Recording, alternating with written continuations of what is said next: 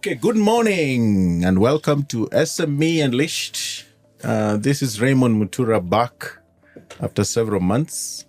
I hope Edwin was able to bring me back last week because 2 weeks ago we all came back together physically at a meeting to tell ourselves we are back. So I'm back, finalized my PhD, submitted it, hoping for the best. And now that we have a daktari also in the room, who is today he decided to tell us that we work on our own here. So we are here together with two of my colleagues. But this is Raymond Mutura, Center for Research and Organizations Work and Family. I'm back. Welcome back, Raymond. You just missed one episode. I'm Robert Yawe from Strathmore Institute. Okay. And we have a guest today. We have a very important guest because she also just finalized her PhD and she's graduated. She graduated together with Edwin, Dr. Faith Njambi. She'll tell us something about herself, but for now, let us hear her voice first. Karibu. Thank you so much. So as you have said, Dr. Faith Njambi, I work at Strathmore Business School.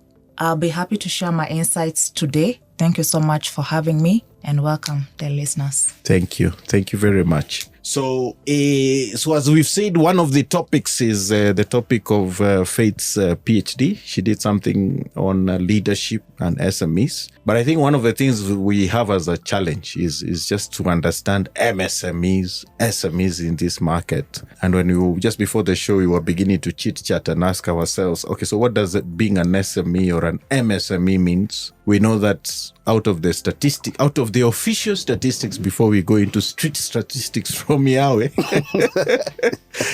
the official statistics, and unless Daktari also will correct me, the only that I am aware of is a 2016 report by the Kenya National Bureau of Statistics for Kenya, for those who are in Kenya, that says that we have, actually it eventually talks about 10,000, is it? 10,000, I think, MSMEs. That is everyone, actually. And that the contribution on GDP is 33.3%. Well, if you look at some other reports here and there, you'll get a report from Central Bank or another report from some of the NGOs like FSD. You'll keep seeing other numbers, 40% and others. But it's still a significant contribution, whether it's 33.3% or 40%. And I think maybe one of the things we can begin is let's see, first of all, the street statistics. What does street statistics tell us about MSMEs? Number and contribution. I believe their contribution is much higher, but more because, I have a very contrary definition of what MSME distinctions should be.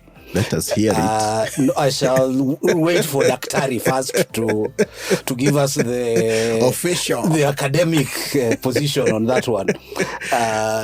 Like we say, it's very interesting because I know when I was doing some research some time back, I was looking for the term informal business. And your own street research. No, yes, online research. And interestingly, the term informal business was coined by Kenya. Really? At the ILO conference, I think in 1975 or 76, where they showed up in the room and they presented a paper on the informal economy. Yes. Before that, the rest of the world didn't know. So Kenyans were well known for creating terms and pandemonium and confusion, which then makes me a true Kenyan because I keep to the ethos of being one. Okay. But for now, I think we'll let Daktari give us her. Yeah. So there is all this MSME versus SME, and I think what you were saying before we began the show is there's a clear distinction. Are we talking about SMEs or MSMEs? Do you want to say something about this? Also, as I was doing my research, I noticed that when you say SMEs, all businesses in Kenya who are not large assume they're SMEs. But then we need to be careful about the M. Sometimes it's MSMEs.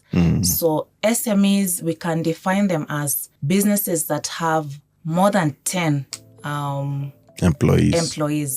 10 to around 99. So that is SMEs. And that's kind of like a big business. MSMEs, the M means micro. Micro enterprises, it can be your kiosk, it can be the mama mboga. Those are micro enterprises. So when we say MSMEs, they're around 7.4 million in this country. When we say MSME. They are 7.4 million Okay. MSMEs. And when we say SMEs, they go down to around 5.6 million. Oh. And then now when we say formal and now informal, yeah. So I was studying SMEs, this one's with between 10 and 99. Uh-huh. And still, in the 5.6 million, we also lose a lot to formalization. A lot of them, close to half also, are not formalized because I think in Kenya we fear. Yeah, so we fear many things. Maybe you fear failure or you fear the government. So you just want call it as it is. We fear tax. Yeah, so you just want to operate informally. Yes, chini ya maji. And then maybe if you succeed completely, or even you fear your family members, they already told you will not succeed.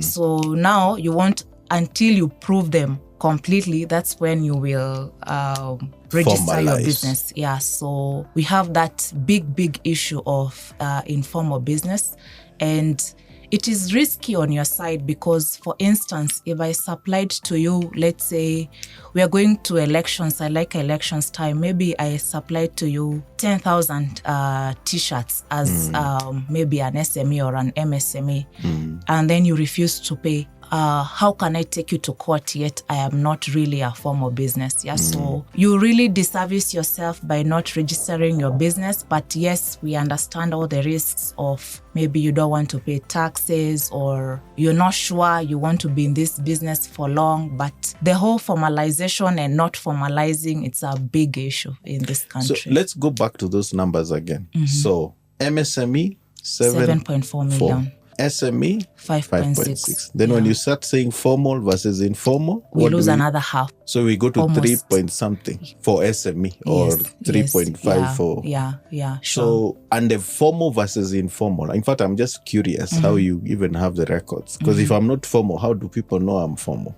Or if you're not formal, how do we know you exist? Well, you exist, actually. Okay, so when Kenya National Bureau of Statistics went around, so this is still a 2016 position. Yeah. So they counted all of this 7.4 million. Yeah, Okay. and then using the definitions of what a micro enterprise is, what an SME is, now you can be able to subtract. And now, if you don't want the micro, you lose around 1.8. Yeah.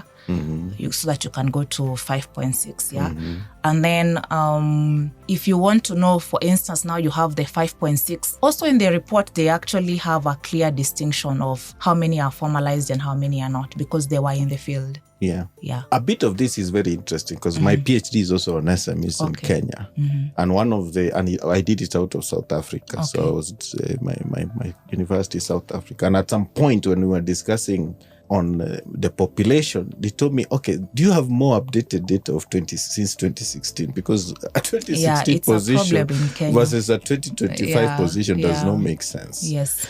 Do you know why we have not been able to, or it's just expensive to do that? I think it is expensive, yeah. So what KNBS does is very important for us as scholars or us running businesses, but they don't do it so frequently, and it's a problem. Yeah, so we wish they would do. I know they go from door to door, from offices to offices and all that. But yeah, we have that problem of very old data. But where you're seated, almost 10 years ago. Okay, if you're seated there and you are saying we have a 10-year period where we are talking of a number 7.4, 5.6, whatever, they must half have grown. Yeah. So what do you think it is, that number, or it's more, or it's less? What do you think? I think, of course, we had COVID, so quite a number died. Okay.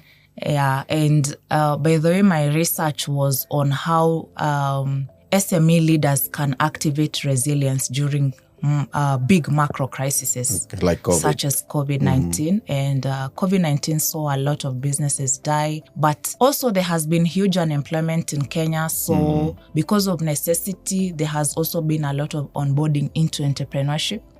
So maybe I really think the numbers have grown despite all those challenges. Let's go to our street guy. Yeah. What do you think? Are we 7.4 MSMEs? Are we 5.6 SME? Are we half of that formal versus informal? What do you tell us? Your street statistics. Now that you've got your PhD, I'm sure you're now going to go look for funding for research. Sure.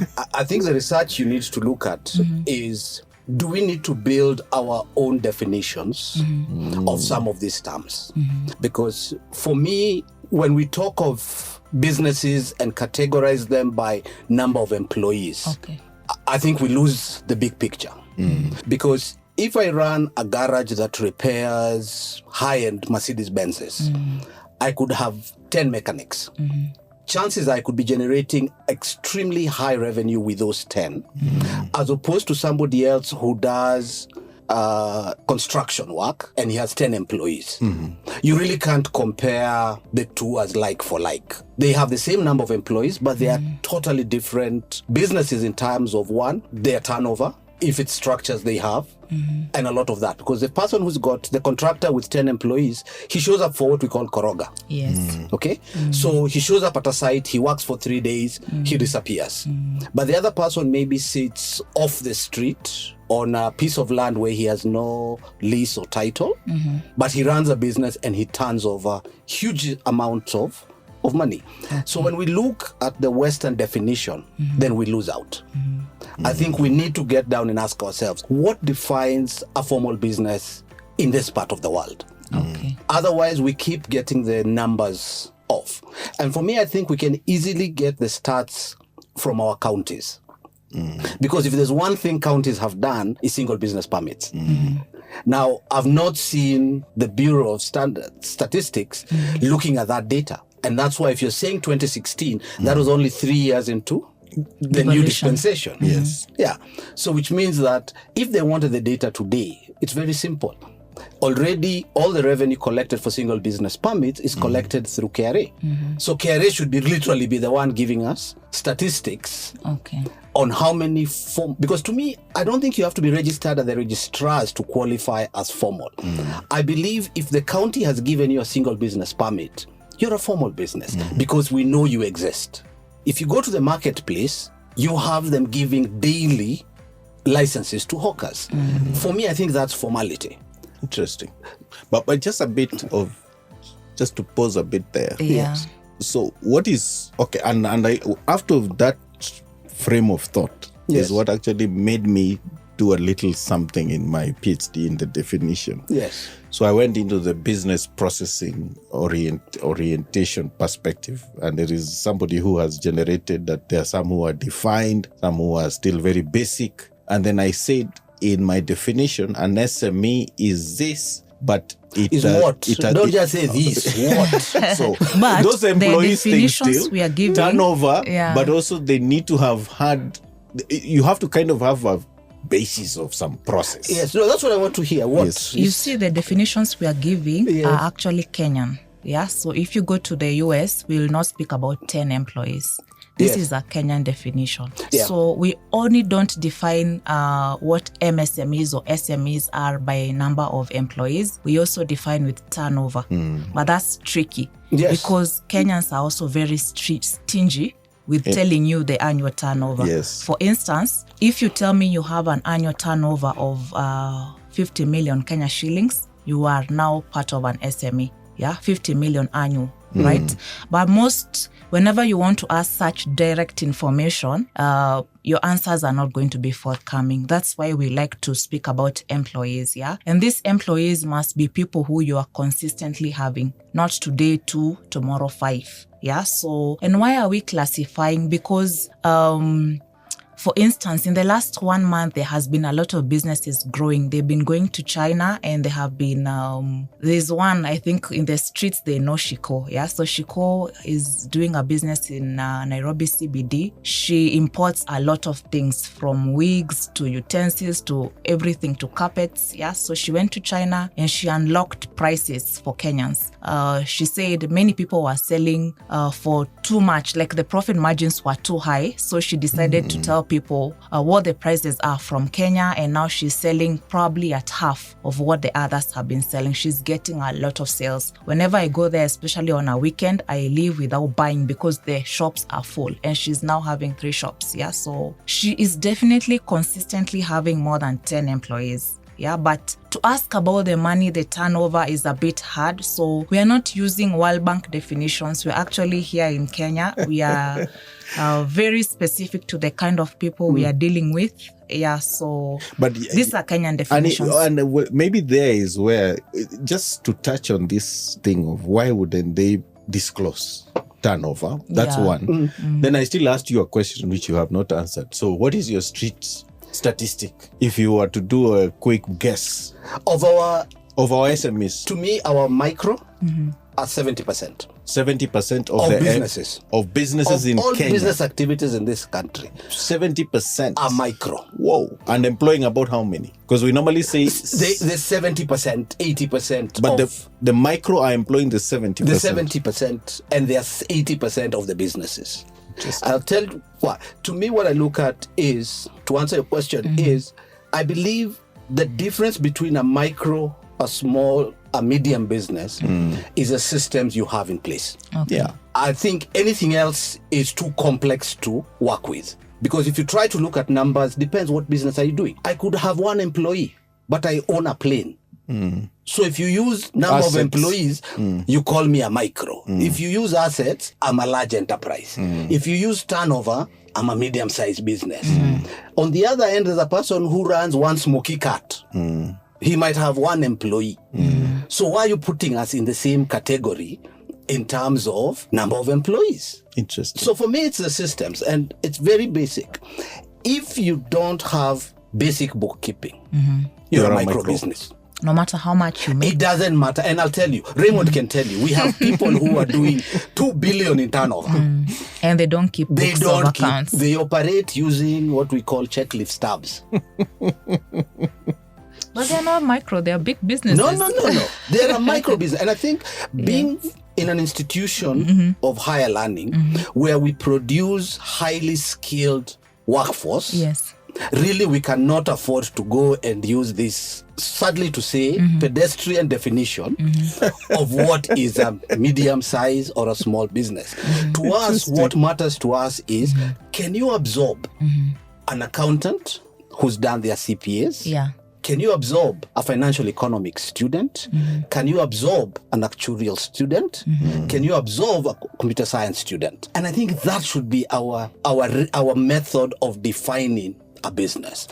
If you can't absorb the people I'm training, then there's a problem. So I'll come back to the other statistic that gets me very riled up, and we keep ignoring, is we say the SMEs make up 70% of, they employ 70% of the workforce, but they produce 30% of the GDP. So what are we like? 3.8. So what's our challenge here?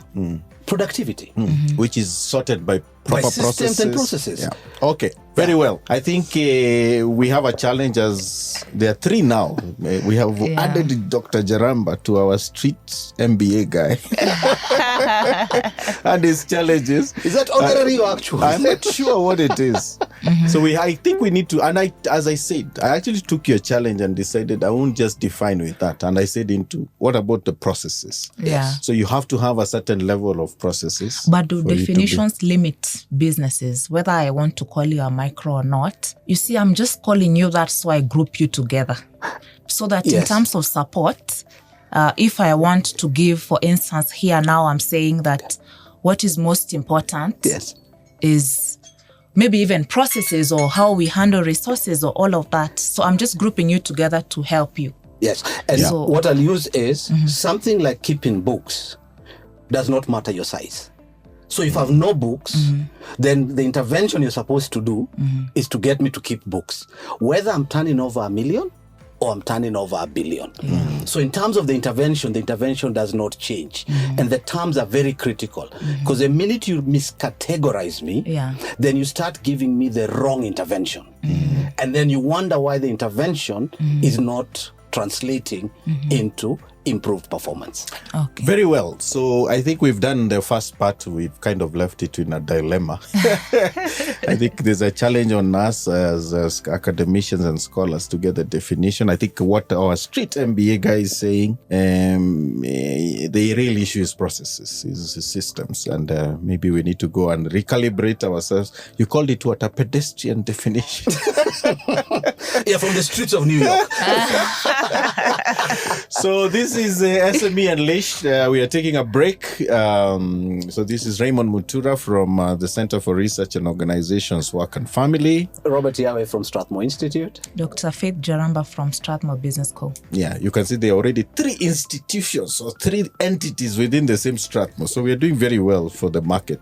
So we are taking a break and we'll be back to just hear more about the study, PhD study of Dr. Njaramba. She looked at leadership. She'll tell us a bit more about that so that we can get to know what we can do as SME leaders. I don't know whether who is the leader? Is it us or the SME person himself? I'm looking at the owners. So the owners. These are the leaders. So it's not us. They're leading. Yeah. Okay, so it's the owners. The owners. So owners, be ready to hear from one of the latest study on SMEs from Dr. Njaramba.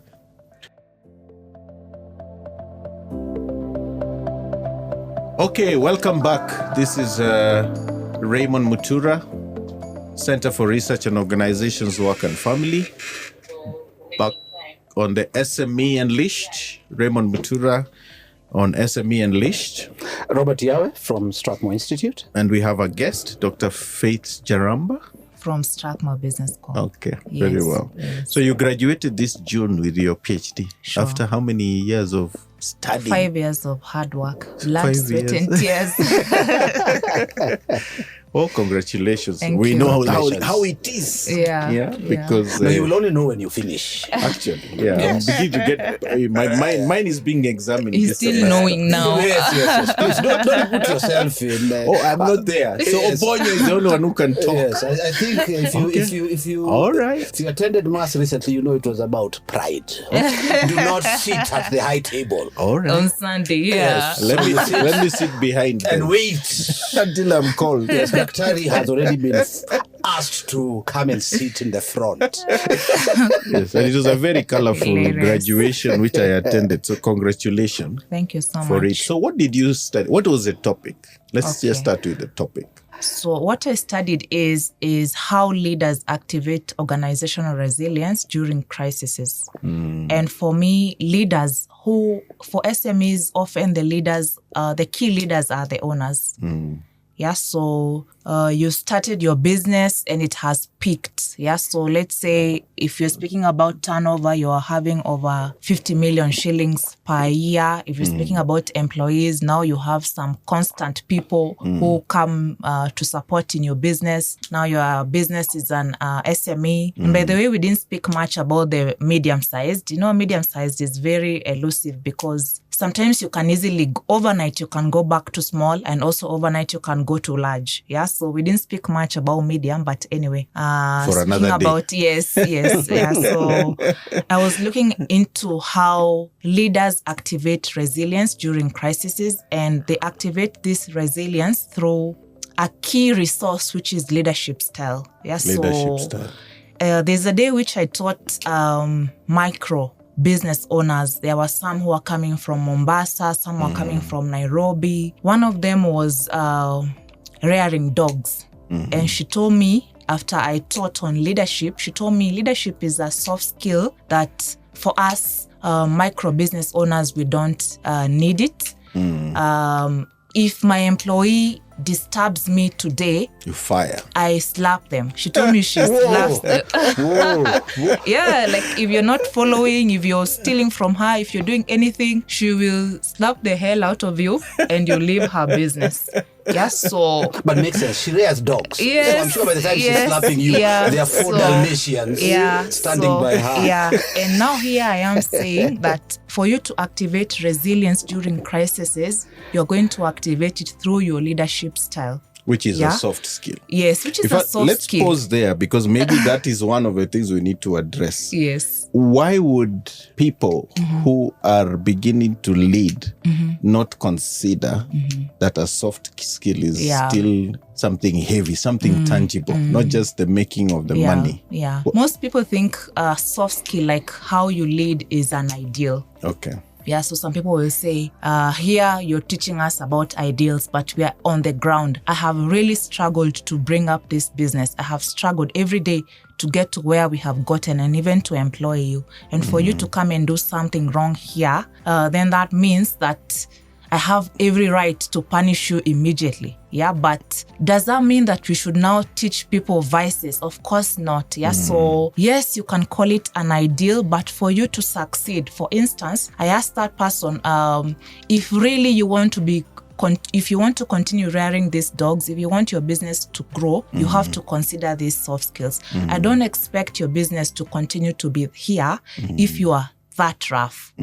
I know you're in survival mode and it's causing you to be probably abusive and all of that, but it is not a skill that is going to help you in the long run. Yes, so these are not ideals. These are skills to help you in the long run. Okay. Yeah. So we are assuming your business will grow. Yeah. So you need also to learn the soft skills. Yeah. I know maybe when you look at the comma, you in your comma program, you try to kind of help people understand. You cannot be the bookkeeper. You cannot be the check, the guy with the check and you can't be the one who keeps the petty cash in your drawer. Yeah, and the keys of everywhere. If it's a school and so on. Yes. So in regard to what she's saying, that leadership is a soft skill and that it is needed for the long run. What's your comment, Yawe? I'll throw a spanner into the works. Because I think we need to, and this is just from a non-academic, okay? I think just from my street observation, I believe we need to separate when we're looking at a business run by the founder and a business which has matured to the point that the person running it is not the founder. Yes. Yeah. Okay? Because this conversation has gone on, and part of it was the lady who slaps is literally Elon Musk. Okay? So Elon Musk is our equivalent of Elon Musk. Yes. He's sitting in a meeting.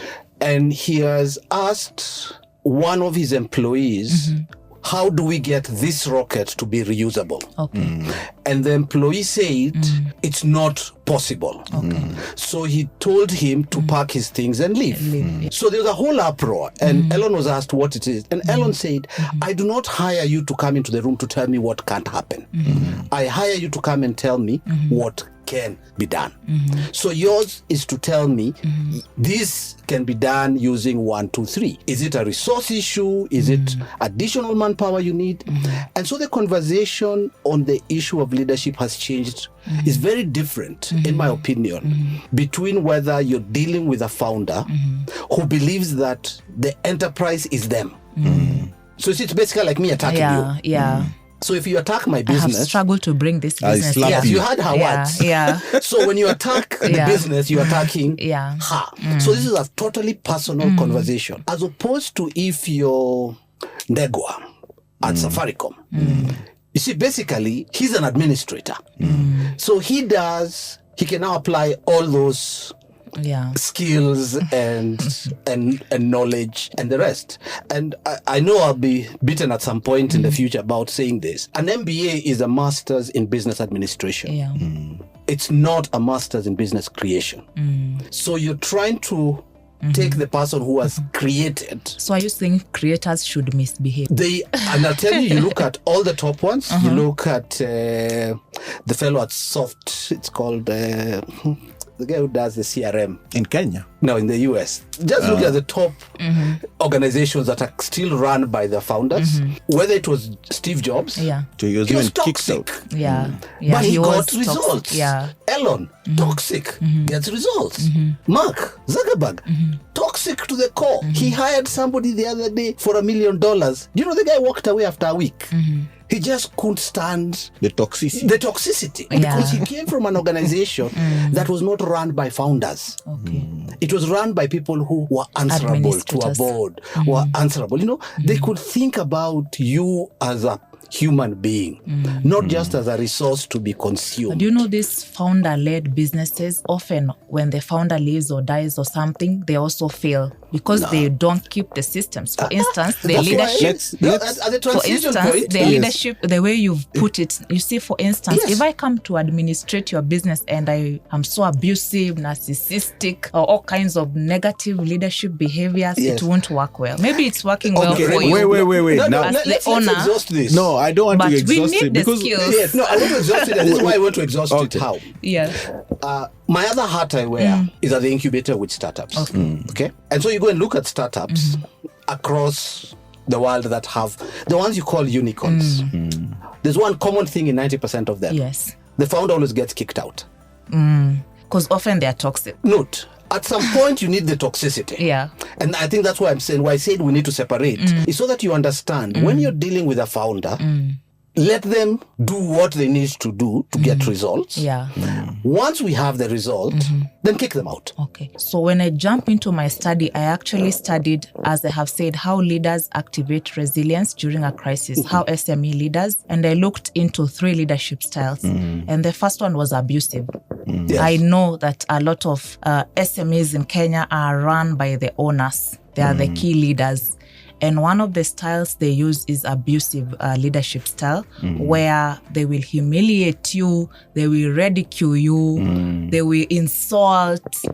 But this abusive leadership, for me, it was not now assault. It's not beating. That one now is another level of abuse. Yeah. So here we are talking of the first leadership style is abusive. Yes. Mainly, we call it again, abusive so you're supervision. confirming my assumption. It is rampant. Yeah. It is so rampant. as a scholar, yes. Businesses. Yes. Whether I small, studied it. It's medium, very rampant. or yes. extremely large. Yes. So it's a founder who is during the common crises, element. leaders tend to be very abusive. Yeah. So that one I recognize. So during crises, what about during other times? Or you are only looking at during crisis? I was looking at during crises. So here, and the case in point for your particular case was COVID. Yeah, so we don't know what's happening. Our suppliers are not paying. So now you go to the lead. The people who owe us are not paying. We are also not paying our suppliers, all of that. So the environment sometimes during crises is very, very tense. So abuse tends to be more rampant. Yeah, so I did abusive supervision.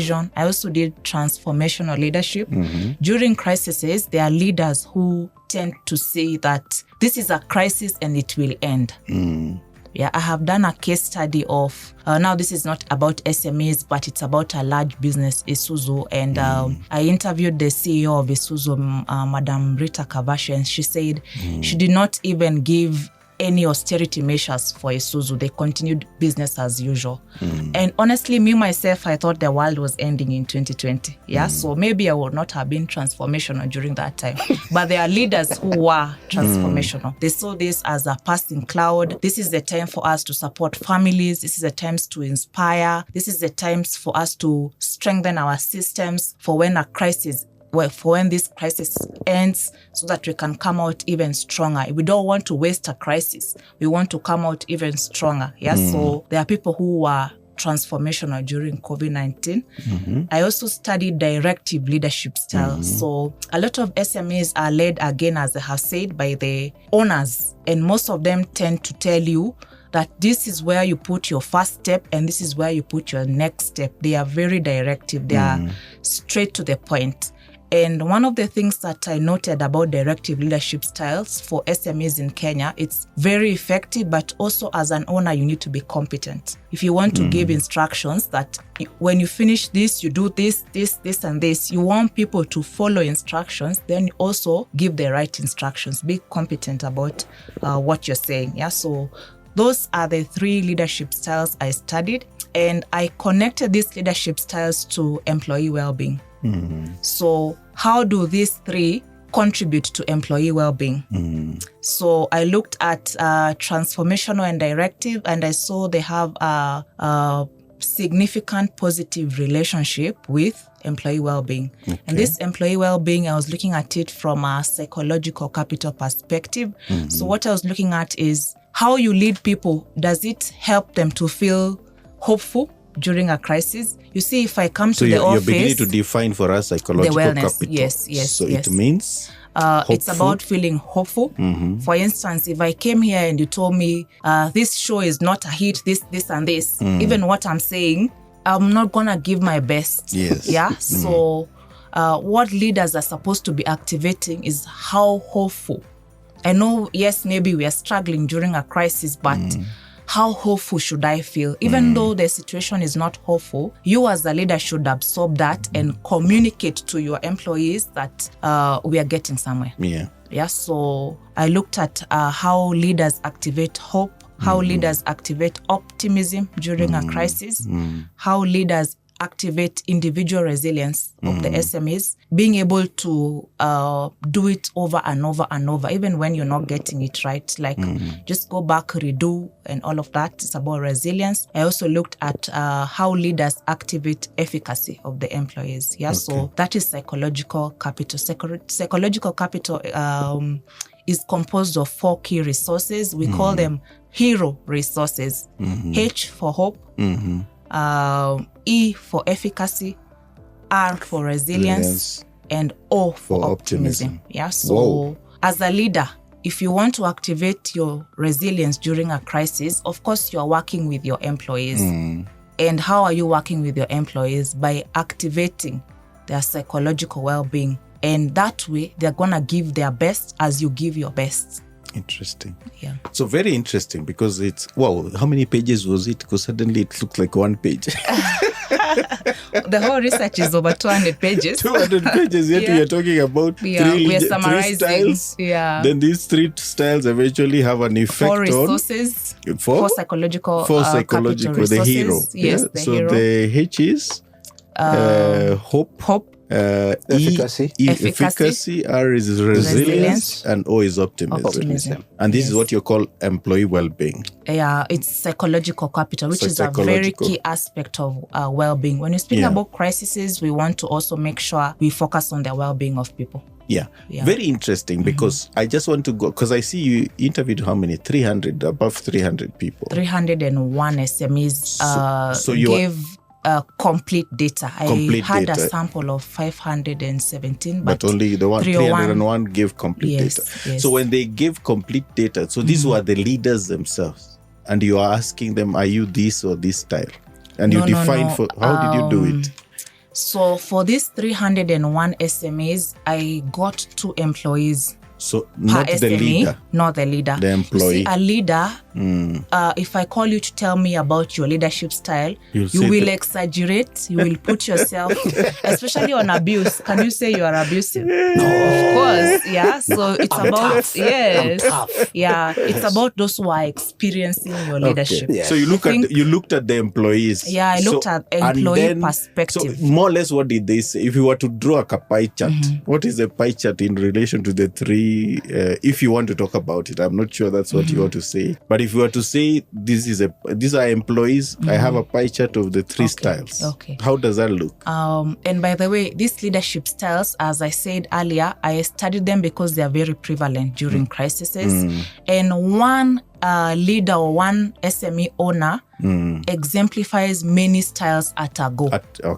Yeah, so it can be today, Monday, I'm abusive. Tomorrow, I'm a bit transformational. Throughout, I'm very directive. Yeah, so I recognize leadership is not cast in stone. People just behave the way they behave, and now we have tools to now give people who are experiencing your behaviors to say how much of this do they see. Yeah, so. When I looked at, for instance, abuse, it was quite prevalent during crisis, during COVID-19, as I expected. When I looked into transformational and directive, I think directive was a little bit above the mean. Yeah, so I was looking at them on a scale of 1 to 5. So above the mean is pretty much above 2.5. Yeah, so directive and directive was a little bit above the mean, then transformational, and abuse was rampant also. Yeah, so So in summary, I think she's a good thing with continuity is we can now add, enrich some of our other findings. So together with ESB and with Edwin at SCVI, we did a study of their SMEs they had trained. Yeah. And the statistic came out that a majority of MSMEs Yes. are founded by technical people, which then explains a lot the directive Yeah. So I'm a style of leadership. Yeah. I am a pharmacist. I'm a pharmacist. I'm a pharmacist. I'm a mechanic. Or So I'm you a must do mechanic. X, I'm a Y, doctor. Z. Yeah. So basically what I'm doing is I'm taking my job and I'm extending by hiring assistants. Yeah. So it's not a business. Yeah. It's a job with assistants. Okay. And that was what we found was substantially much higher. It was almost 75, 80%. Directiveness. Yes, because they were technical people. Yeah. Yeah. And that's a transition we're now doing. For example, now with the comma program we run, Yeah. is we literally asked ourselves from that study, what intervention do we really need to put in? It's literally to change the technician to a manager. Yeah. Very That's good. a transition we want to look at. And which is why our acronym for what we deliver is MPG. Yeah. But funny enough, I found that the most important leadership style from a Kenyan perspective Yes. to contribute to organizational resilience through the employees' psychological capital was actually directive. Directive was doing much better than even transformational Yes. for this country. Yeah, And that's why I say that it's more because so- more of what we have is founders. Yeah. The transition now is a challenge. Yeah. Whereby me as a founder, yeah. Can rely. I can now move away from my directive, move to a new level, Yeah. so that I can now I can move into the other forms of leadership. Yeah. But so long as I'm on the shop floor, I'll never change. Yeah, sure. And that is why our businesses are not growing. I call it growth. The scale is not a challenge. Growth is where we have a challenge, whereby can the organization run? Without By the way, me. when you without you. direct so much, you get tired. And Because if you're not there, Yes. the business won't work. Because we don't think, we wait for you to think on our behalf, we execute. Yeah. Yes. Yeah. And that's Okay. what we're doing. And like we say, it's mindset. And that's why we say our first session, our first 2 sessions are on mindset. Are you running a business or are you running a job?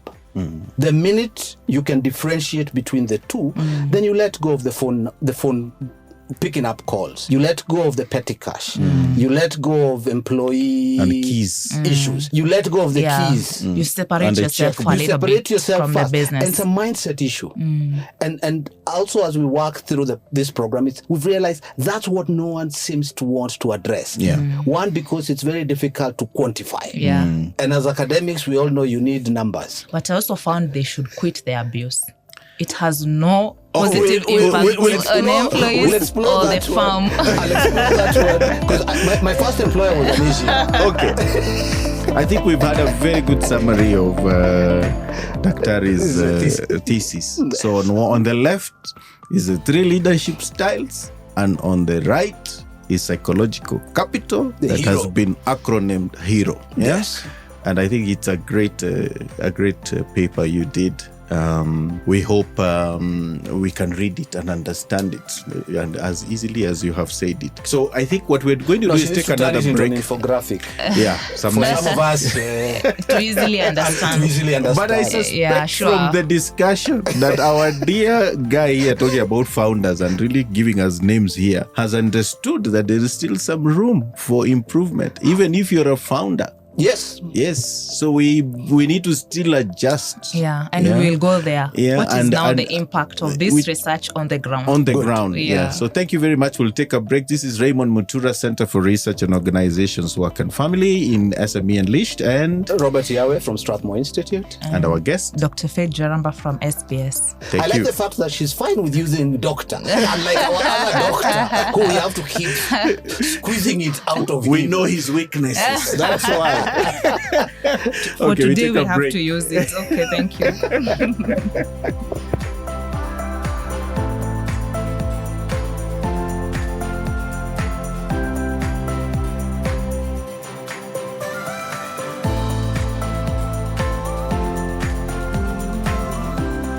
Okay, welcome back to SME Unleashed. This is Raymond Mutura from Center for Research and Organizations Work and Family, Robert Yawe from Strathmore Institute. and our guest. Dr. Faith Njaramba from SBS. Okay. Yeah. So before the break, we were breaking down the over 200 pages PhD of Dr. Njaramba, and she has helped us understand it. So on one hand, we have the 3 leadership styles, and on the other hand, we have psychological capital, in what she has summarized as HERO. So let's go a bit into what is the implication of this study. You want to tell us what is the implication? If I'm an abusive leader, is there anything I can do?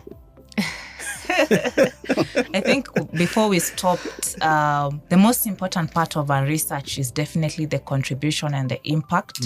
So, as I said, I looked at complex relationships between the 3 leadership styles, employee psychological capital and resilience, but I also had other variables like fear.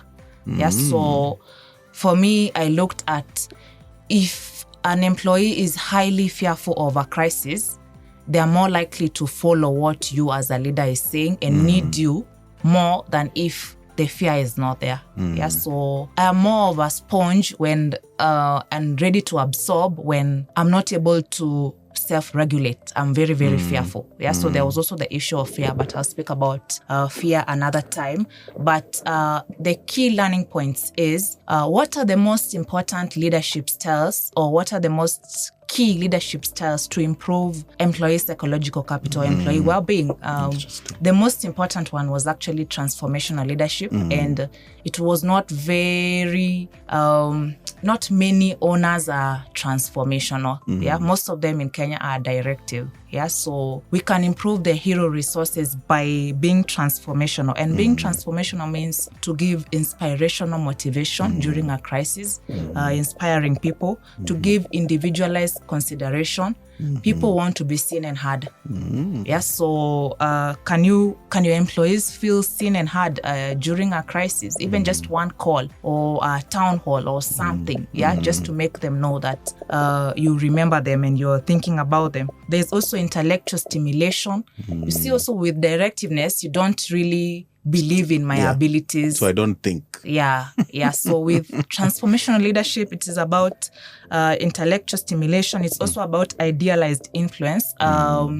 Leaders are seen to be on a higher pedestal. We idealize you. So that's all about transformational leadership. And transformational leadership had a bigger influence on psychological capital as opposed to directive leadership. And of course, abusive supervision is detracting from psychological capital. So we should refrain from abusing employees because it makes them less hopeful, it makes them less optimistic, it makes them less resilient and the rest.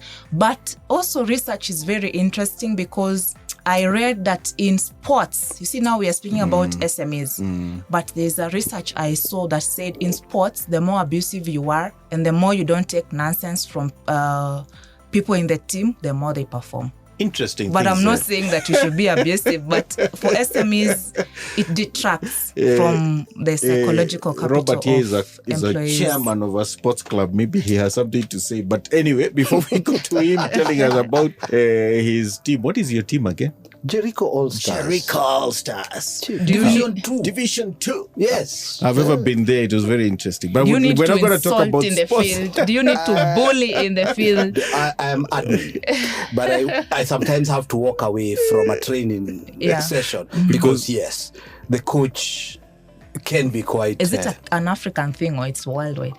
It's global. It's more, and I'll say, it's more male. Male sports. No, male everything. Yeah. The other day I know one of Edwin's colleagues meets me and Edwin having a conversation and she asked, why are you people fighting? I said, what do you mean we are fighting? He says, no, the way your tone is like you're at war. And I said, no, we are two men having a conversation. So this is normal. But that's what we do every Thursday, the three of us. Exactly. But you see, and that's part of the challenge we're saying is we then need to now start defining what is being abusive. Now, before we go Let's leave into abuse sports in and other, sports. let's just go to transformative leadership. Why would it be that many of our founders are not transformative? Are there other factors? I don't know that you are able to look at it. We can try and get a bit of the piece of your thinking. Yeah. But I think in the streets, there are some answers. And our street, are you an MBA or a PhD? Are you a street MBA or a street PhD? At this rate, I'm thinking I'm a diploma holder on the street. They are PhDs. I can introduce you to some PhDs on the street. Yeah. So So why you're do you asking, why think- was why do we transformational think- not so rampant? Yeah, why? I think, as we said earlier, most of the leaders in SMEs in Kenya are the owners, and the owners like to carry the businesses on their shoulders. They don't like to let go. They're So more the founders. we need I like the word. owners or the he founders. keeps liking the because if a founder thinks I am a founder, who are you guys? The owner is the founder. Yes. Yeah, so they like to carry the business on their back, and it's not sustainable. If you want your business to grow, you must also begin disassociating from the business by putting in systems, by putting in people, key people. I know I speak about SMEs a lot, even in class. I teach a lot of people who own big businesses. And one of we the need things, to know that. Yeah, and one of the things they tell me is, for instance, one of the owner or the founders of, I think he has like 3 very key businesses, and he tells me he wants to look for someone who is going to get the load off his shoulders, but he's not trusting enough to find that person who can do everything for him, someone who will not have conflict of interest, someone who will do the right thing, someone who will work with the same enthusiasm as him to grow the business to even further than what he has done. So finding the right people is not easy. Yeah. And if these people are able to find these right people, to invest in the right systems, to maybe come to an ecosystem like maybe Strathmore Business School or SB or the rest, and find others. SCVI. Yes. Yes, Strathmore Center for Value Investment. And Croft. Yeah, and speak For family businesses. and speak to others who have been able to beat that fear of saying there's no right people, beat that fear of saying I cannot procure good systems, so that I stop carrying the business on my shoulders. But even a study by Harvard really showed that now for your business to grow beyond you, you have to separate from the business. Yeah, and I think that is one of the biggest challenges. I know in our chit chats on Thursday, it used to be Thursday. This one we handled with gas. Yes, but before we even handle, there's a time we said there are people who set up business that is a lifestyle business. Yes. Am I really interested in growing? You don't actually want the growth. Yeah. You just want to work hard. You know the way we Not talk smart. about it in Kenya. You hustle and you start a side hustle. That is And you the want to mentality continue we hustling. have. So we have a side hustle, Yeah. and many times the side hustle is for financial security, Yes. additional income. And when the kids have left, so maybe deep down in our entrepreneurs, and I don't know, maybe the street smart PhD or diploma or MBA will tell us, what is the issue that we are not for the long run or long haul? Why are we? Because also when I looked at certain businesses, just to answer a bit of what they did. So 2 actually businesses. Last week I had a guest in my family business course. I was teaching family dynamics. Yeah. And one of his contributions is an Asian business was to say, I have to think about employees. What do you call the ESCO? The one of shares. Getting Share employees. ownership scheme. ESOP. Employee ESOP. share ownership. Share ownership. Schemes, So I need plans. to think about that, because if I don't, that is one. And then another guy who, about in July at some point, I had a group of people, and there were 2 potential businesses. So we're talking about succession for family businesses. So one was an Asian business. They looked at succession through the family.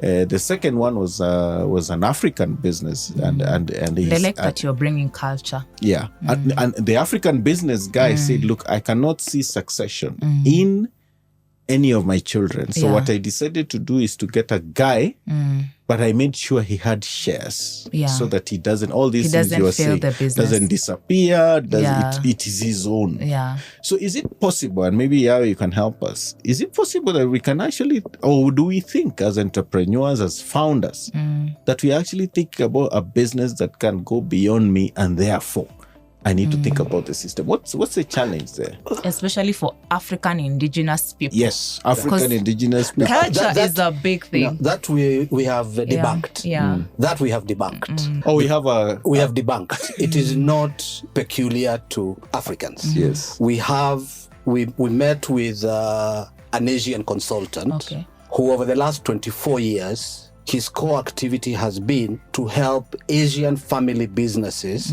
transition. But you see, I asked also in my class why Asian businesses often, Kenyan Asians, why they have no issues with succession. And they told me, we live together in a community. Yeah. So if today I stole 10 million shillings from my father's or my grandfather's business, where will I eat it?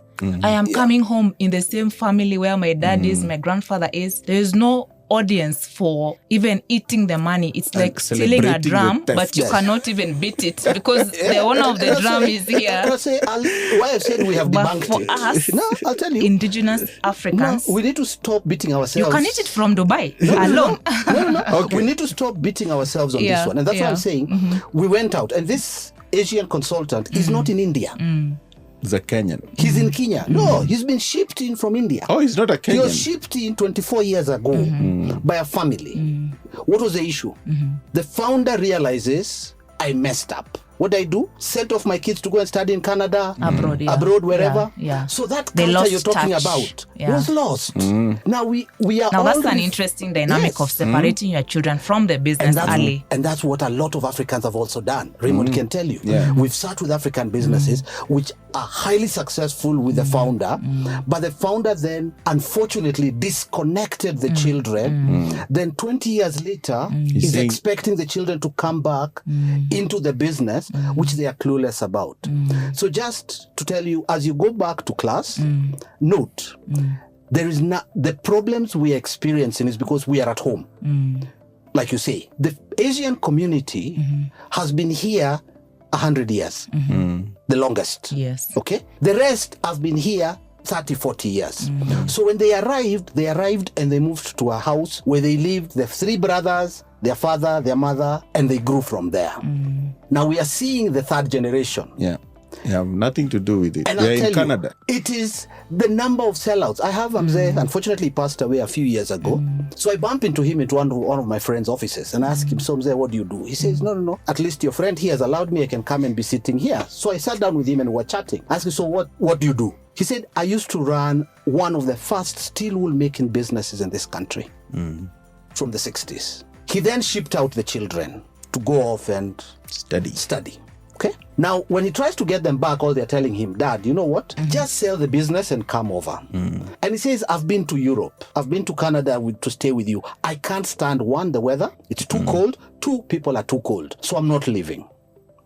So he decided, what do I do? Now, in the process of him complaining, his supplier of steel, who is another Asian business, comes to him and says, what do you want to do? Don't shut down the business. What do you need? And Mzee told him, I just want you to do two things for me. Pay my bills, so long as I'm alive, then bury me. Okay. Done. And in the process, he sold the business. Now, the particular business that bought it today has acquired from other Asians over 60 businesses. Oh, that's a business. Yes, that's a business. Over 60 businesses. Most of it was bought off from founders who couldn't transition. Okay. Now, note, why I want to get this, one, you and my friend Raymond. Yeah. We are walking around making African founders seem incompetent. No, we are not making them feel incompetent. We are addressing pertinent issues. We are not, because what we are using is we are using Manu Chandaria as a yardstick. He's only one of thousands of Asian businesses. And also his son studied abroad. But came back. No, where's the grandson who runs the enterprise? No, where's the grandson who runs the empire? He's in Switzerland. Yeah, he's not here. He's in Switzerland. So what I'm saying is, what we need to appreciate is both communities are going through transition. As Africans also, we are going through a transition. A lot of restructuring of everything. And what's the transition? The transition now is the days of me having a piece of land, then cutting up the piece of land for my children no longer makes economic sense. Yeah. Let me tell you why culture is still an issue. You see, when we say culture is wide. Yeah. So if you separate indigenous Africans and indigenous Kenyans and you also separate the Asian Kenyans. But the indigenous, on the issue, on the issue of culture, you will see some differences. And some of this culture is not only about the fact that you live with your father and grandfather, it's also about religion. A lot of times when I teach the Indians, they tell me that according to our religion, the goal of life is for you to come back. No, they told me it's about you have to meet your own personal goals. So They study a lot. So you come back. Okay. No. Now, guys. No. Why guys. they want to be business owners is because they are really highly taught that in life you also have to, you don't support people's dreams. Live your own dreams. You see, so it's about me and my dreams and my business and my family business. For us, our religion, most of us, there are many religions. We have, of course, a lot of Christians, but it's not very, very clear to us as Christians that me meeting my dreams is a key thing. Sometimes I want to support Raymond's dreams. All right. And that way, even entrepreneurial mindset is already affected. Okay. Now, I know we're going into a topic of culture, but I want to go... Wait. Raymond, wait. Just one We minute. are saying culture will remain a key what thing. I want to say is this. From how we live, from what I want our to say is religion this. and what it teaches. I'll tell you. And we are not saying that if you are Kenyan, indigenous African, it means that you have a bad culture. It means that you need to incorporate your children earlier on. It means that you need to teach them ideals of why their dreams matter and why the dreams of this family matter, and many things that some of these Indians have gotten right before us. Okay, that topic, I know we have it in, it's a topic by its own, but I just want to go back to the issue of your paper. Why do we have fewer and fewer people who are transformational? Why am I too direct? And I think you kind of hinted on it, that many founders are technical. So they started in a technical job. So that's what they know. Yes. But to get them transformational, then it's a big challenge for us to be able to say, if you're a technical person, let's say because you're a mechanic. Actually, if you look at the businesses, which are the businesses there for these SMEs? Restaurant. So I'm a hotelier of some sort. They are largely in the service sector, by the way. But normally the person is a technical person. Yes. Yeah. So you'll find is a hotel, restaurant, school, a teacher, small manufacturing, and I'm the one who has a skill of some sort there. And we've seen the same thing, because remember, if you go to ourselves as professionals, we always have a challenge with a doctor being a leader. How many doctors are CEOs? Or even if you look at our medical profession, doctors you're referring. Yeah, medical doctors. Yes. Or look at even our profession as IT people. How many IT people are CEOs? Very few. We write code. Yeah. So you see, there is a correlation there seems to be a correlation between founding, because sometimes you found something that has an element of technicality and leadership. Yeah. And that's why Joe has come up with a CEO leadership program to try and transform CIOs to potentially become CEOs, because what you're finding many times, it is some guy who is a bit soft skills that eventually ends up being a CEO. Now, can I just, from the person you spoke to with 3 businesses, you note he says he's looking for someone. That's the challenge. He should be looking to put in systems to replace him. We have somebody we spoke to in one of the family business things. And what he told us is, I went out, I found an MBA, I came, I employed him, but after 6 months I had to fire him. Because he was not doing anything. He was not doing anything. I think for him, he has put systems. He says from his iPad, he can be able to control all the businesses and see, and he doesn't make all decisions. From his iPad, doesn't make all decisions. He micromanages. No, he doesn't make any decisions anymore. He micromanages. The reason, and that's what I'm saying, that tablet is already an umbilical cord into the business. It is.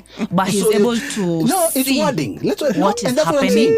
He's wording. And that's what I'm saying. Moving him to governance level, to board level, he'll have a challenge. Why? I can see everything. I think he even doesn't want to move to board level. He wants to see what is happening. And that's why he wants to look for someone.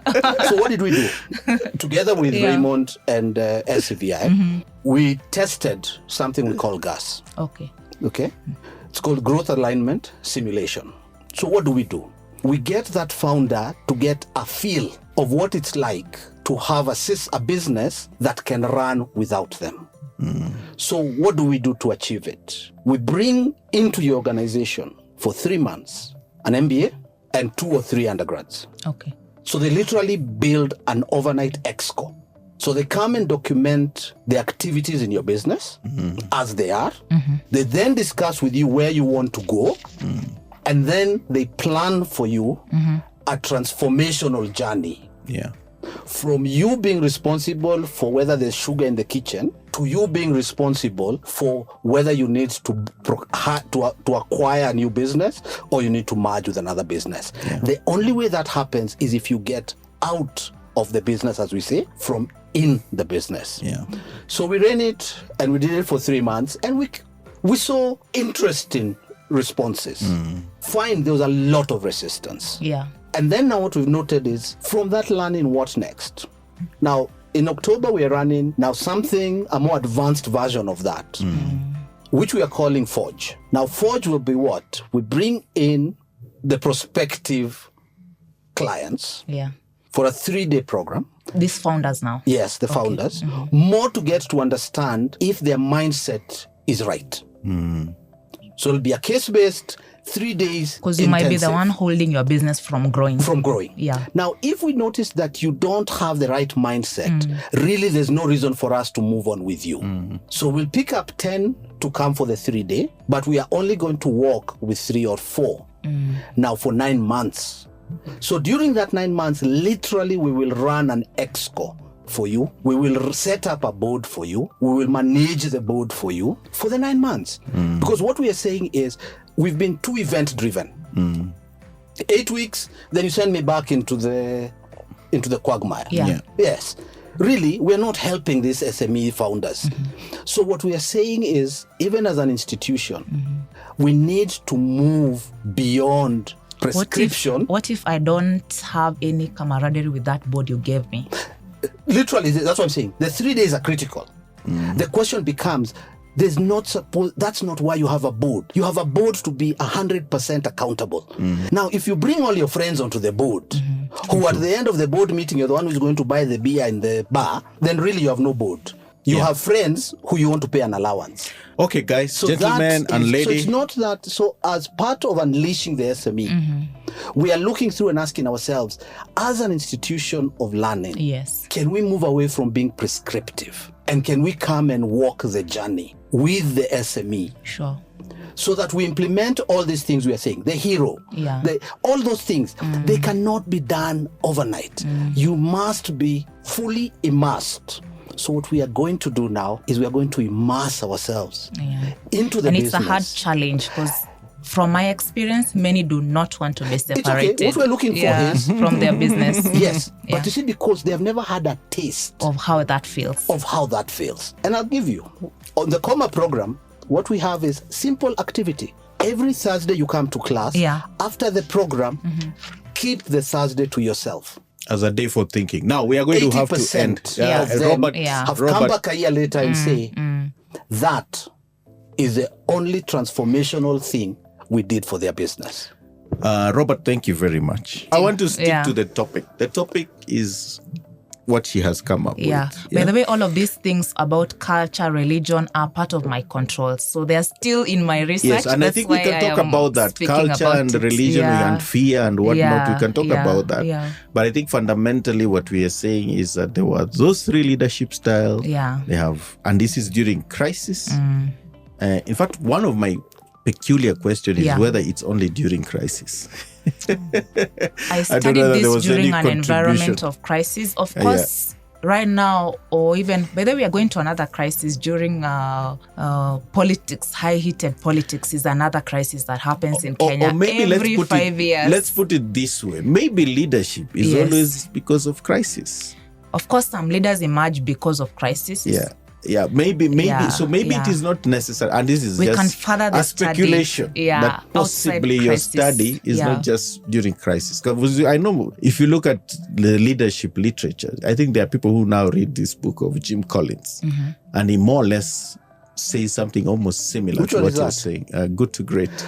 Please read the next one he wrote after. Building to last. Yeah. But he debunked half of it. Yes, but even on the good to great, he eventually says typically there are, these 5 leader types. And then you go to the level 5 leader, if you really listen to the definition, it's a transformational leader. He's competent, but he has humility.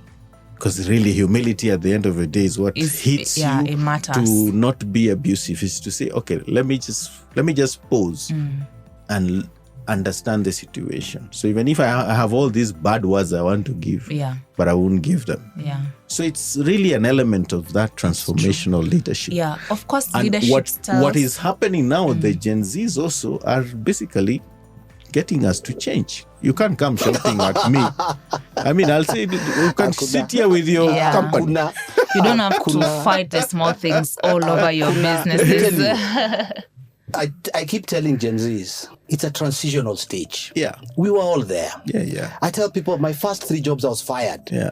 But I was not fired by SMS because there was no SMS. Yeah. So it's nothing new. And I think we have to stop this incubation mindset. A generation is a generation. It passes. If we don't beat them up into shape, sorry to say, the abusive nature, what they are calling abusive might not be. And that's why we need to come up with a threshold. Just because you are babied, then I come and I don't baby you. I'm not being abusive. I'm trying to help you to mature. Very well. So those conversations of... I'll share something with you that it's very interesting. Somebody did a conversation. A friend by of the mine way, had abuse are perceptions. So you can do something and I perceive it as abusive, and maybe you perceive it as you are growing me. Yes. Very well. Tell us parting something, Dr. Okay, thank you so much. So there's a lot of room for us to discuss with founders. I think you said we prefer saying founders, not owners. There is a lot of opportunities for us to discuss with founders how exactly they should be leading, because leading is a key thing. Because through leadership, you activate resources, not only psychological resources in employees, but even money and other. That's how you command things within your business.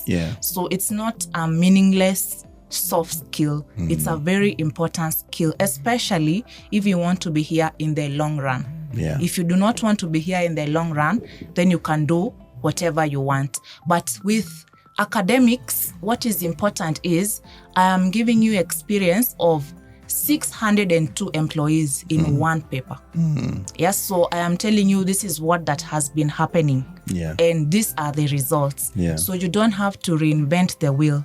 So as founders, you can come and we can have a discussion on how exactly should you lead, what is your impact on the people you work with, because yes, there are many resources, but the most important resource in any firm are the people.